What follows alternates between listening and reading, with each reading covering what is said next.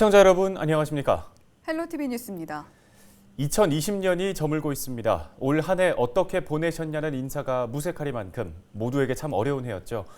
한 해의 끝에 서면 늘 희노애락을 얘기했지만 올해는 조금 다릅니다. 팬데믹 이후 우리는 계속해서 힘겨운 시간을 걸어왔는데요. 그 시간은 여전히 현재 진행 중입니다. 늘 더 나은 새해를 기대하는 연말, 올해는 그 간절함이 더 큽니다. 헬로티비 뉴스에서는 지난 한 해를 돌아보는 시간 마련했습니다. 먼저 손성혜, 심다혜 기자입니다.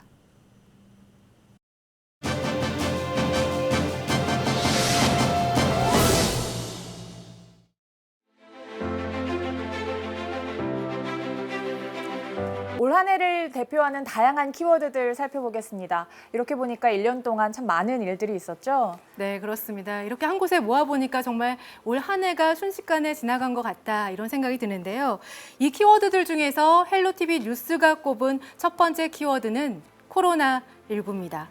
코로나와 함께했다고 해도 과언이 아닌 2020년. 마스크와 원격 수업 등 우리의 일상이 참 많이 바뀌었는데요. 지난 9월에 만나본 시민의 말을 먼저 들어보시죠. 그때는 얼마나 좋았습니까? 코로나 전에는. 근데 지금은 뭐 아무것도 못하고 있잖아요. 원래 사람이 사람을 겁을 내고 있잖아요.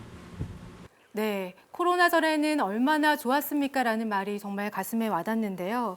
이렇게 마스크를 쓴 일상이 현실이 될 줄은 우리는 불과 1년 전만 해도 몰랐습니다. 중국의 한 지역에서 시작된 코로나19는 세계로 빠르게 뻗어나갔고요. 어느 순간 내가 사는 지역까지도 위험하게 만들었습니다. 양천구 38번 확진자인 50대 남성이 지난달 28일부터 지난 3일까지 방문한 양천구의 탁구장은 총 3곳.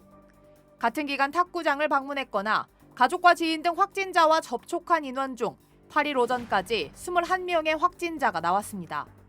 상황이 매우 엄중합니다. 특단의 대책이 필요한 시점으로 기독교계에 간곡히 요청합니다. 8월 30일까지 집합 제한 명령 기간 동안 교회에서의 정규 예배를 온라인 예배로 전환하여 주실 것을 간곡히 요청드립니다. 생활시설로, 종교시설로, 학교로, 그리고 직장으로 이 코로나19는 곳곳으로 뻗어나갔고 그 기세는 좀처럼 수그러들 줄 몰랐습니다. 사람들은 점점 서로도 멀어져야 했고 이 코로나19와 함께 단절과 외로움은 우리의 삶에 깊게 침투했습니다. 코로나19 여파로 인한 채용 축소는 청년들을 더 움츠러들게 했고요. 홀로 사는 어르신들의 외로움은 더욱 깊어졌죠. 문제는 거듭되는 취업 실패로 청년들이 고립감과 무기력증을 호소한다는 것. 코로나19 여파로 사람을 만나는 것도 힘들다 보니 집에 머무르는 시간이 길어지고 있습니다. 사회와 거리 두기를 이어가면서 우울감에 빠지는 악순환이 반복됩니다. 방에 처박혀 있으니까 그게 습관화돼. 침대 들르고 있다 보면 데리고 그러다 보면 잠들고. 코로나19가 처음 확산됐던 그 계절이 다시 돌아왔습니다. 시간이 지났음에도 서로를 멀리해야 하고 또 마스크를 낀 모습은 여전히 익숙해지지 않았는데요. 두어 달 후에는 백신 접종이 이뤄질 예정이죠. 백신이 우리에게 희망이 될 수 있을까요? 이렇게 사람이 사람을 겁을 내고 있는 이 상황이 새해에는 부디 멈출 수 있길 바라는 마음입니다. 네, 맞습니다. 지금 우리 모두의 마음이 그럴 겁니다. 자, 그럼 다음 주제로 넘어가 볼까요? 이번에는 보기만 해도 환해지는 그런 영상인 것 같은데요. 자, 코로나19 상황 속에서도 벚꽃은 피었고요. 벚꽃이 날리던 그 시기에 우리는 투표를 했습니다. 21대 국회의원 선거가 지난 4월에 있었죠. 식물국회라는 오명 속에 임기를 마친 20대 국회가 막을 내리고 코로나19라는 엄중한 상황 속에서 우리 사회를 잘 이끌어줄 이에게 소중한 한 표를 행사했습니다. 그리고 그 결과 이변은 없었습니다. 높은 투표율을 보인 은평에서는 현역 의원인 박주민, 강병원 의원이 당선됐습니다. 은평이 좀 더 발전돼야 된다. 많은 사람들이 좀 자부심을 더 느낄 수 있는 은평이 돼야 된다라는 말씀이셔서 그런 부분에 부합할 수 있는 저희 공약들 차질 없이 실현될 수 있도록 노력하겠다라는 생각을 강하게 가지게 되었습니다.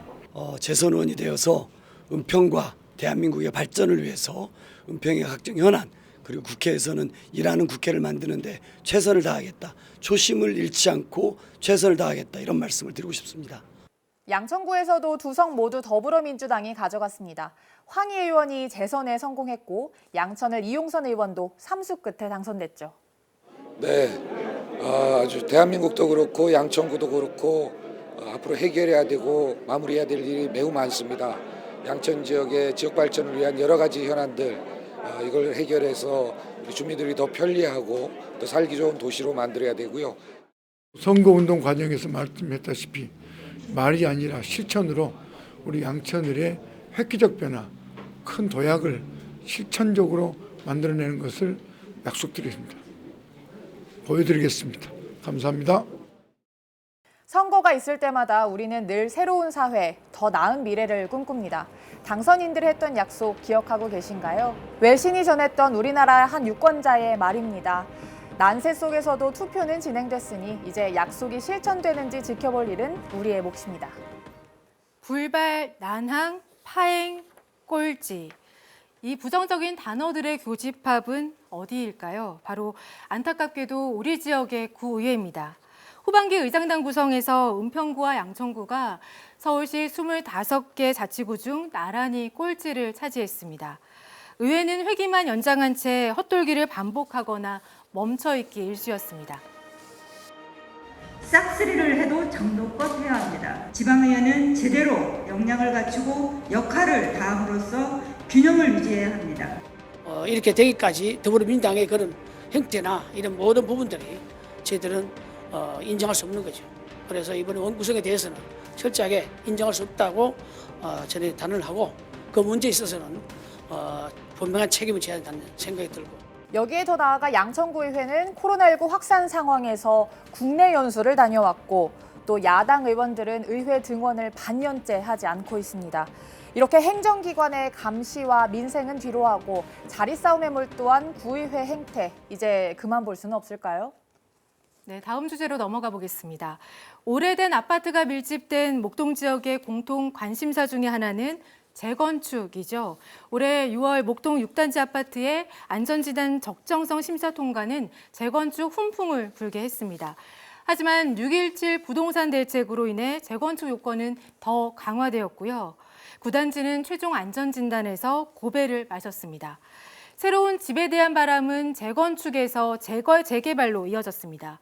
서울의 주택 공급 대책이었던 공공재개발 모집에 은평과 양천의 일부 동네도 앞다투어 신청을 했는데요. 이 지역이 개발이 되면 물론 그 대규모 유통단지에 따른 많은 유동인구가 생기고 직장이 생기기 때문에 거주지 확보가 필요하기 때문에 더 좋은 효과를 낼 수 있다고 생각합니다. 네, 이렇게 올해를 말하는 키워드 중에서 부동산을 빼놓을 수 있을까요? 2020년 서울을 비롯한 전국 곳곳의 부동산 가격은 급상승했고요. 정부가 연이어 내놓은 대책은 여전히 효과가 미미합니다. 많은 이들이 바라던 이 집값 안정 어디까지 와 있는 걸까요? 내년에는 기대해 볼 수 있을지 관심입니다. 지하철 없는 동네가 있다.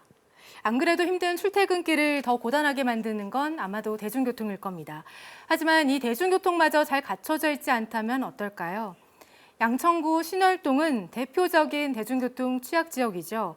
지하철이 없어서 주민들이 날마다 출근길 전쟁을 치르고 있다고 해도 과언이 아닙니다. 부천과 홍대를 잇는 서부광역철도와 또 신월동에서 당산역을 잇는 목동선 경전철은 지역 주민들의 오랜 수건이었습니다.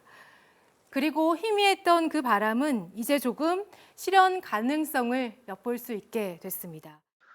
양천구 주변으로 보면은 서부간선도로하고 경인로의 대신도, 그다음에 상암 월드컵대교로 D램프, H램프가 신설되고 있기 때문에 도로 쪽에 교통 상황도 매우 좋아집니다. 그래서 실제로 강북권, 강남권, 그러니까 2호선, 5호선, 9호선을 활용한 강북권, 강남권, 그다음에 경인로, 서해안까지 어디든지 쉽게 도달할 수 있는 교통의 매우 요충지로 거듭날 수 있다고 봅니다.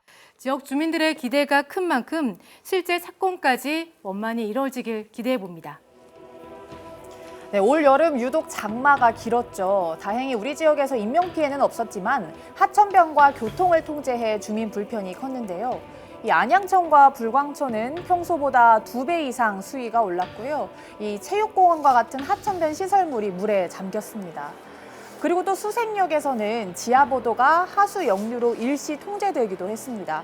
지하보도에 사람이 가장 많이 몰리는 출근 시간에 발생해서 혼란을 더 키웠습니다. 시간이 많이 지났는데도 물이 성인 발목 높이까지 차 있는 상황입니다. 이곳 토끼굴은 보시는 것처럼 대피할 공간이 마땅히 없기 때문에 물이 갑자기 들이닥칠 경우에 굉장히 위험한 상황이 생길 수 있습니다. 올해 잦은 비로 벌레가 살기 좋은 습한 환경이 조성됐는데요. 그래서 벌레로 도심이 뒤덮였습니다.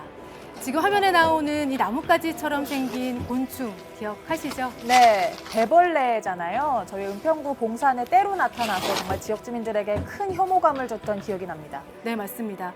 행정당국이 곧바로 방제 작업에 나섰지만 대벌레 떼는 지난 여름에 등산로 곳곳에서 활개에 쳤습니다. 이 밖에도 매미나방과 노래기떼 등의 돌발 해충들이 서울 등 수도권을 뒤덮어서 지난 여름 주민들이 큰 곤욕을 치렀습니다. 우리의 일상을 뒤흔들어 놓은 코로나19. 하지만 이 속에서도 따뜻한 마음들이 더 빛났던 적이 많았습니다. 올해 헬로티비 뉴스가 주목한 우리 동네 히어로는 누가 있었을까요? 네, 정서적으로 우울해지기 쉬운 홀로 사는 어르신들을 위해서 이렇게 작지만 큰 정성이 필요한 생물들을 선물한 양천구 신월 이동 주민들이 있었고요. 또 코로나19로 부족해진 헌혈 장려 운동을 펼친 은평구 응암동 주민들도 있었습니다. 그리고 폐지를 실은 손수레를 끌고 가다가 차에 치여 다친 할아버지를 도운 우리 선정관광고등학교 학생들도 기억하실 겁니다. 이런 상황 생기면 다들 핸드폰부터 꺼내들고 그냥 핸드폰이 먼저 나가잖아요, 행동보다. 근데 이제는 핸드폰보다 사람이 먼저 나가서 사람의 목숨 한 명이라도 딱 살렸으면 좋겠어요. 앞으로는 그 다친 사람이 어떻든 옆에서 손이라도 잡아주고 계셨으면 좋겠어요. 누구든. 네, 학생들은 결국 은평경찰서로부터 용감한 시민 표창도 받게 됐죠. 이렇게 뜻밖의 상황에 갑자기 나타난 우리 동네 영웅이 있는가 하면 오랜 시간 주민들을 위해서 힐링 공간을 일구고 있는 분도 있습니다. 바로 은평시민 김수일 씨인데요. 김수일 씨는 그저 봉사가 좋아서 30년 넘게 봉산에 나무를 심어왔습니다. 덕분에 봉산은 보시는 것처럼 이렇게 편백향이 가득한 주민들의 힐링 장소가 되었습니다. 누가 알아주지 않아도 그저 묵묵히 때로는 용기를 낸 그들의 행동은 많은 사람들에게 귀감이 됐습니다. 2020년 한 해를 장식했던 소식들 만나봤습니다. 모두가 힘들었던 한 해가 가는 게 속이 시원하기도 하지만 또 한편으로는 아쉬움이 많이 남는 해인데요. 아마 많은 분들이 그러실 것 같습니다. 그렇죠? 네, 맞습니다. 아무래도 코로나19로 모두가 힘든 상황이어서 그 아쉬움은 더할 것 같습니다. 유난히 고단했던 올 한 해 마무리 잘 하시길 바랍니다. 헬로티비 뉴스 손성혜, 신다입니다. 2020년 우리 지역 이슈들 돌아봤습니다. 이렇게 문득 다가온 연말 연시, 전국적으로 강추위가 찾아올 것으로 보입니다. 올겨울 들어 가장 강한 한파가 될 전망인데요. 네, LG 헬로비전 재난전문위원인 김승배 한국기상산업협회 본부장과 연결해서 연말 한파와 관련한 얘기 들어보겠습니다. 본부장님 나와 계시죠? 연말 연시에 기습 한파가 찾아온다는 예보가 있습니다. 기온 어디까지 내려갈까요? 1년 중 추운 때를 지나고 있거든요.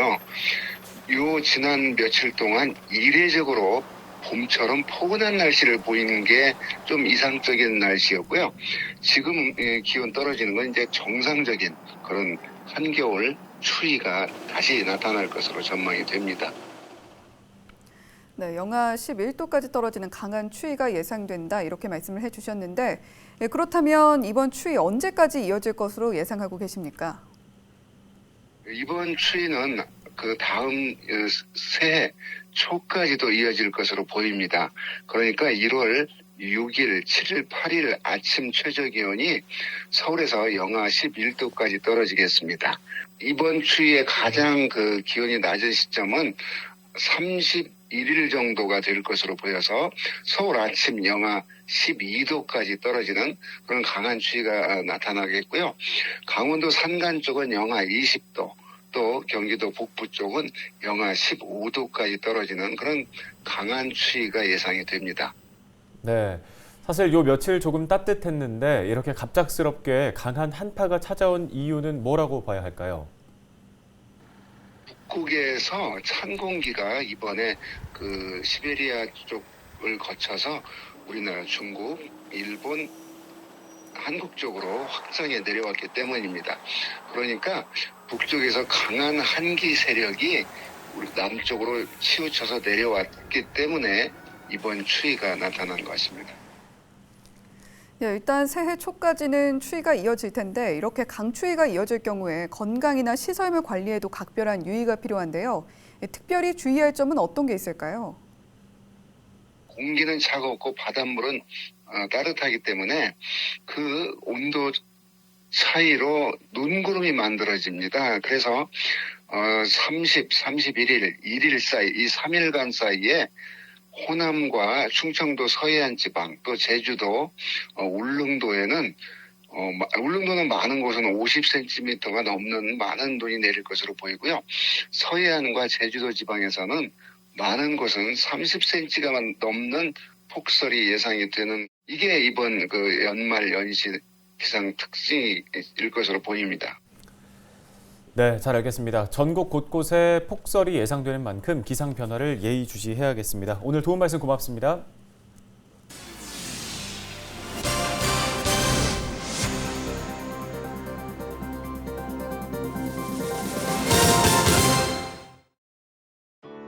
그때는 알지 못했죠. 우리가 무얼 누리는지.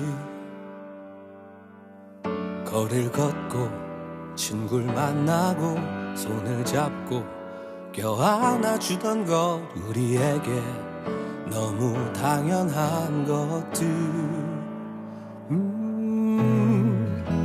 처음엔 쉽게 여겼죠. 금세 또 지나갈 거라고. 봄이 오고 하늘 빛나고 꽃이 피고 바람 살랑이면은 우린 다시 돌아갈 수 있다고. 우리가 살아왔던 평범한 나날들이 다 얼마나 소중한지 알아버렸죠. 당연히 끌어안고 당연히 사랑하던 날 다시 돌아올 때까지 우리 양천구에 캔과 페트병을 넣으면 현금으로 돌려주는 자판기가 설치됩니다. 양천구는 목3동 스마트 도시재생사업지역에 인공지능 분리수거 자원 회수 로봇 3대를 설치한다고 밝혔습니다.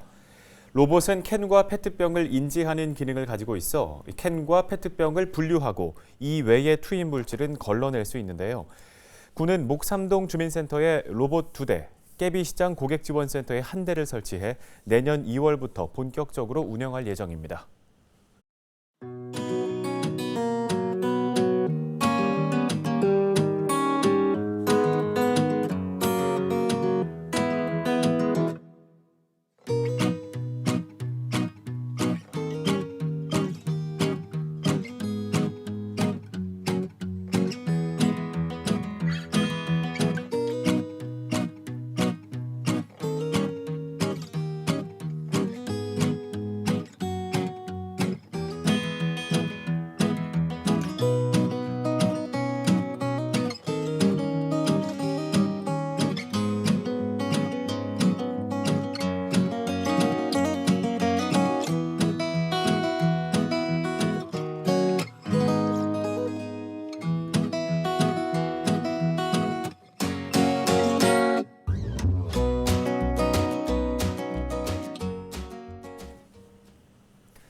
(2020년의) 마지막이 다가왔습니다. 코로나19를 포함한 우리 지역의 이슈도 정리해봤는데요. 어떻게 보셨나요? 아쉽기도 하고 또 한편으로는 일상으로 돌아갈 내년이 기대되기도 하는데요. 올 한 해가 얼마나 힘들었건 2021년에도 어김없이 떠오를 태양처럼 잔뜩 움츠렸던 우리의 마음과 경제 상황까지 다시 기지개를 켜는 새해가 되길 바랍니다. 연말 한파에 건강관리 신경 쓰시기 바랍니다. 뉴스를 마칩니다. 고맙습니다.